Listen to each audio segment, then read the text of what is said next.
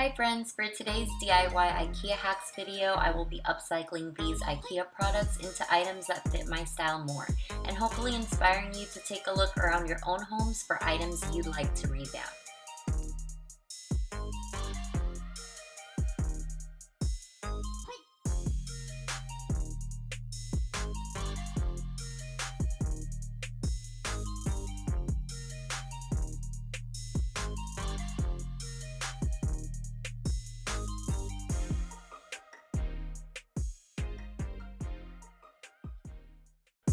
Hi again friends, welcome back to Intentionalista. So y'all know I had to come with some sustainability tips in this video.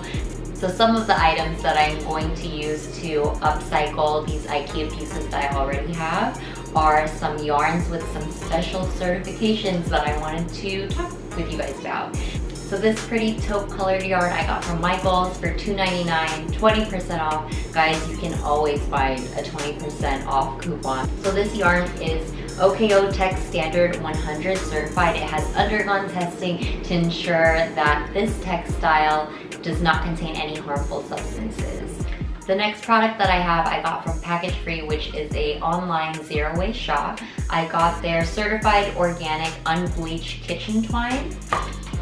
Each one was $4.50. But you know, got another 20% off discount.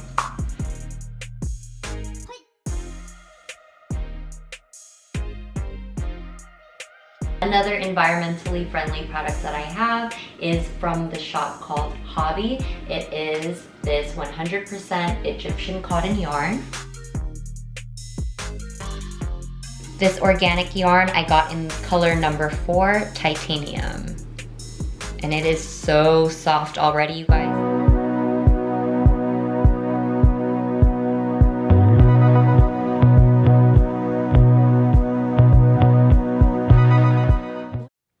To create the tassels, I am using the 100% compostable kitchen twine from Package Free. So I'll show you right now. I'm using the actual box that the twine came in.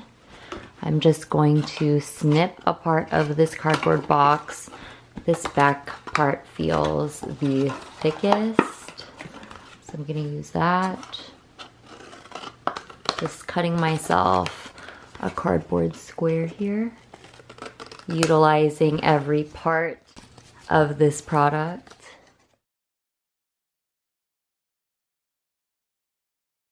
Here's your little cardboard square. We are going to wind this twine around. I learned this tassel creating technique from Lone Fox on YouTube. Him and YouTuber Exo McKenna are my DIY inspiration. Once you've looped around the cardboard about 25 times, I wanted mine to be really fluffy, you'll need to secure the top of the tassel before you can cut the twine off of the cardboard. I double knotted a new string that was a little longer than the tassel itself. You'll also use this string to attach it onto the lampshade. After snipping the tassels off of the cardboard, I then want to secure all of the strings together, so I take another string and double knot it about 1/3 of the way from the top. After you've double knotted your string, you can choose to cut off the excess or, like me, let it hang loose. And feel free to make yourself comfy because you have 56 tassels to make to complete this particular project. To attach your tassels, loop one of the strings up on the top of your tassel through one of the squares of the lampshade, double knot from the inside, and snip the ends.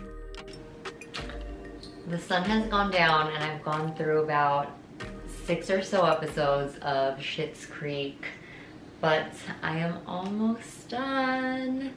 I ran out of tassels though.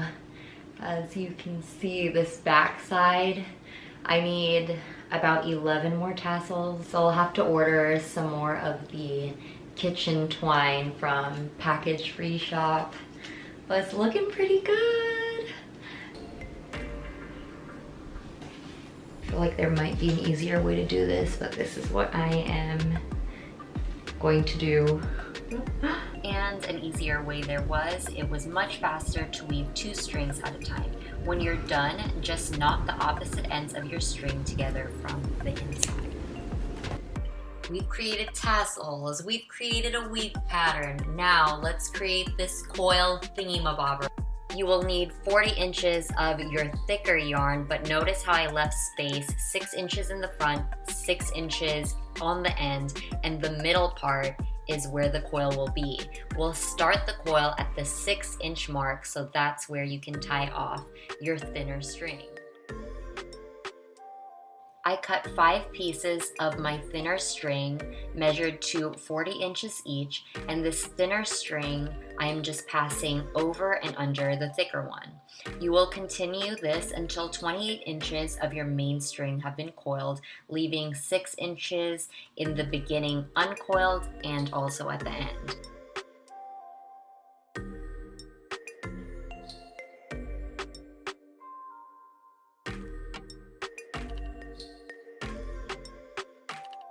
To add more string when you realize that you don't have the full 28 inches of coil, what you'll do is tie off the first set of strings, then tie on a new set of strings, snip that excess off. You can maneuver the string a bit to hide the knot, and then continue on coiling with the new string.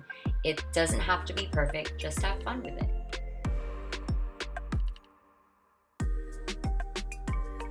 So what was up with the excess uncoiled string at the beginning and the end? Well, here it is. It is to easily be able to thread it back through to the inside of the lampshade and then use those two ends to make a neat little bow inside.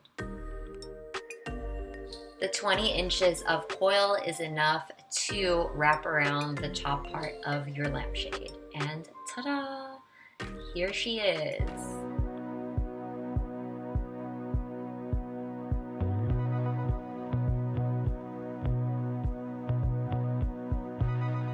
Waking up in my bed, you're still stuck in my head. I'm not even hungover.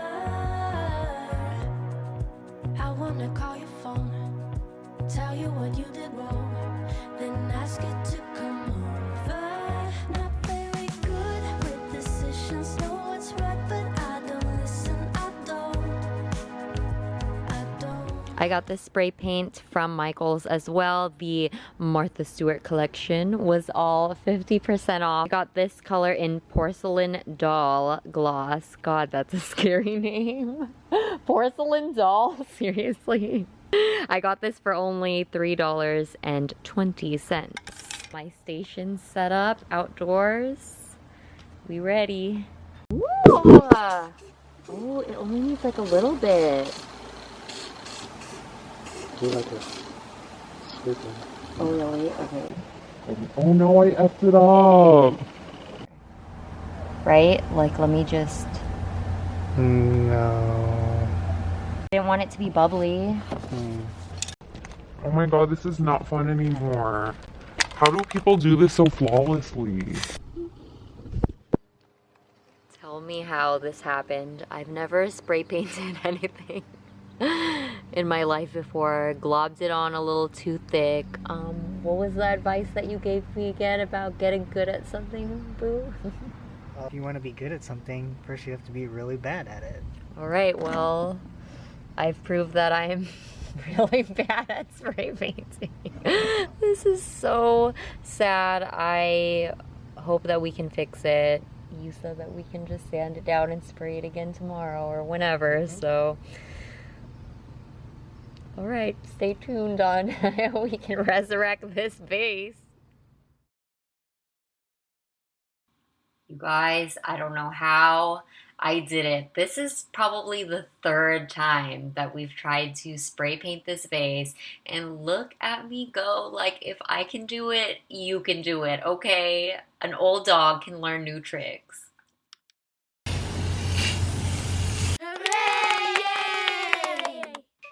For this next part, you're going to need some acrylic paints of your choosing, some water. You're going to need some vase. You are going to need some toothbrush.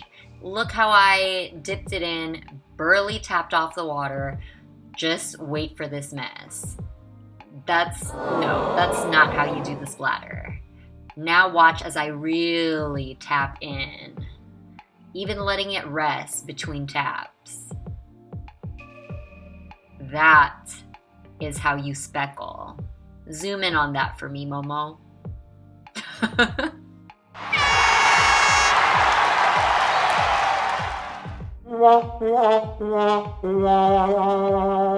Before we truly dive into speckle and splatter palooza, I went in with a fine tip paintbrush and I added some light gray and some white dots. I also went in and made some more irregular shapes, as well as experimenting with the back of the paintbrush to give me different shape dots. Basically, go in and put all sorts of different sizes, small or big. We love them all. Now your vase looks like a prickly pear cactus. But we will go in now and do our little speckle. It's kind of hard to see on camera, but with the bigger dots in the back and the speckle on top, it just kind of blends everything in. With the speckle, I did both gray and mixture of gray and white. As you can see, it's fairly easy, since it is a water mixture, to be able to wipe the paint clear off. At this part, I kind of lost my technique and went a little cray-cray. You can see all that splatter on the paper below, but let me show you how to fix these mistakes. Look at how muddy and crazy my vase looks. I'm just going to go back over with a little alcohol prep pad and do this little circular motion just lightly, just to remove all of that kind of grayish and muddied look. Look at how easy that is to come off. It's so satisfying to watch. For those bigger splatters of paint, apply a little bit more pressure and you are good to go. Look at this vase. It is looking like some stoneware right now. So much better than that bubblegum pink. Once again, applying a little more pressure to get rid of the bigger speckles that I don't like. Once I was happy with the look of it, I added Martha's sealer paint on top. I also have not been very lucky to find bunny tails at my local Trader Joe's. I found this option from the Dollar Tree of all places, and look at how cute it looks.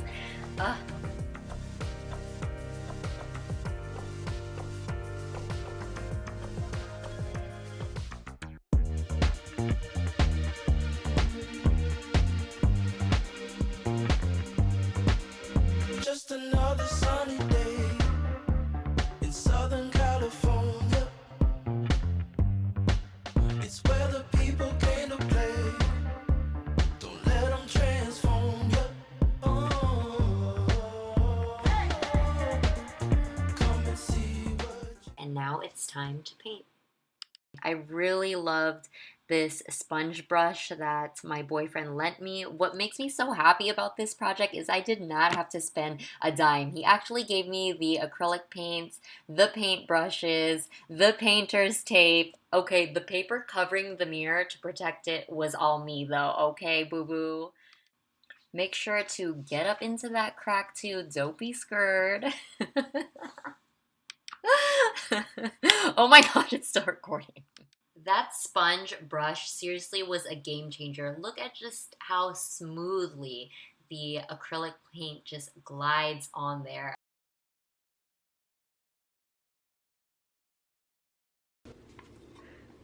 Ooh, I might have to like touch that part up. See how this side turned out. Back side's a little better.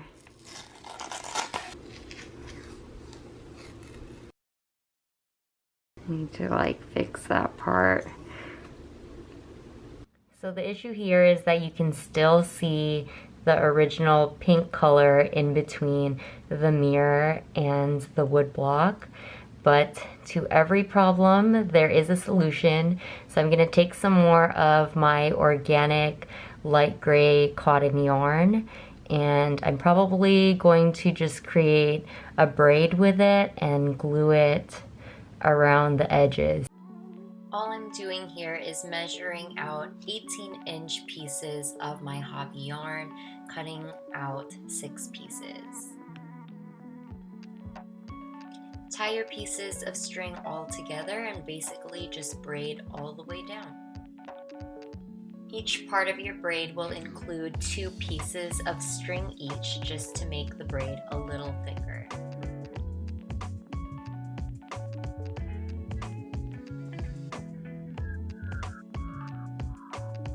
Make sure to knot the end when you're finished braiding.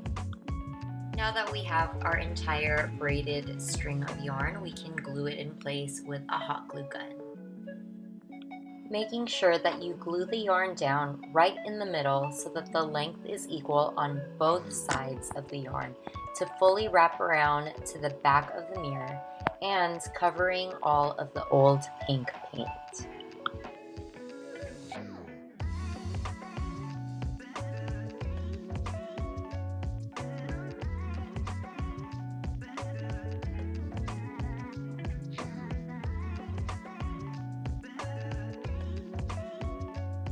I then tied the 2 ends together without knotting it and just gluing the center down.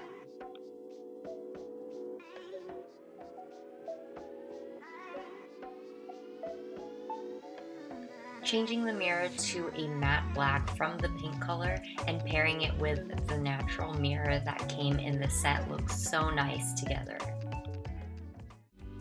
You're telling me you know what you need, but when I turn the lights off, it's all so clear.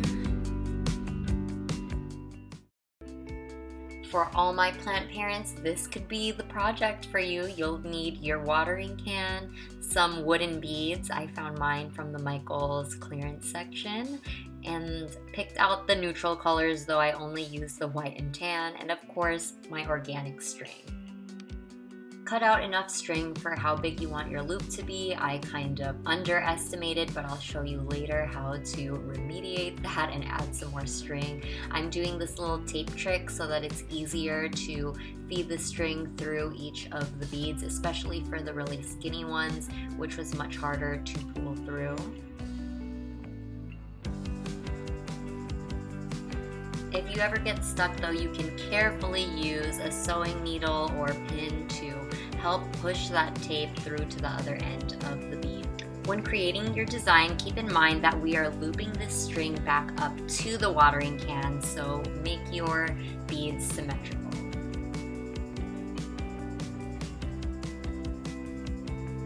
If you find that your string is too short and you needed to add more beads, or it's just not long enough for you to reattach it back up to the handle, then just add an extender string.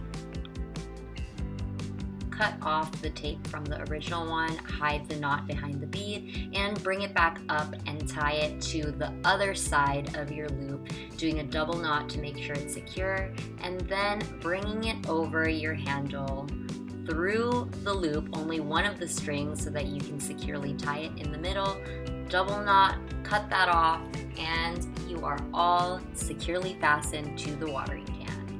I decided to create some more tassels with the organic string, and then also using the tape method to be able to feed it through the middle bead that I have.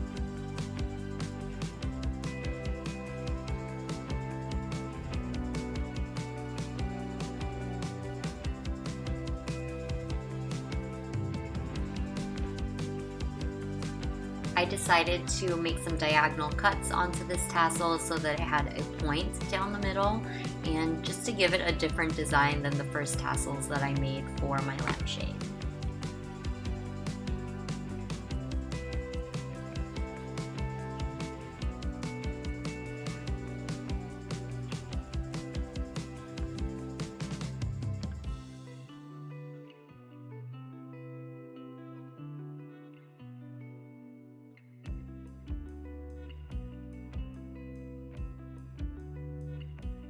I hope you guys had fun watching today's DIY IKEA hacks. As always, thank you so much for taking time out of your day to be here. Bye!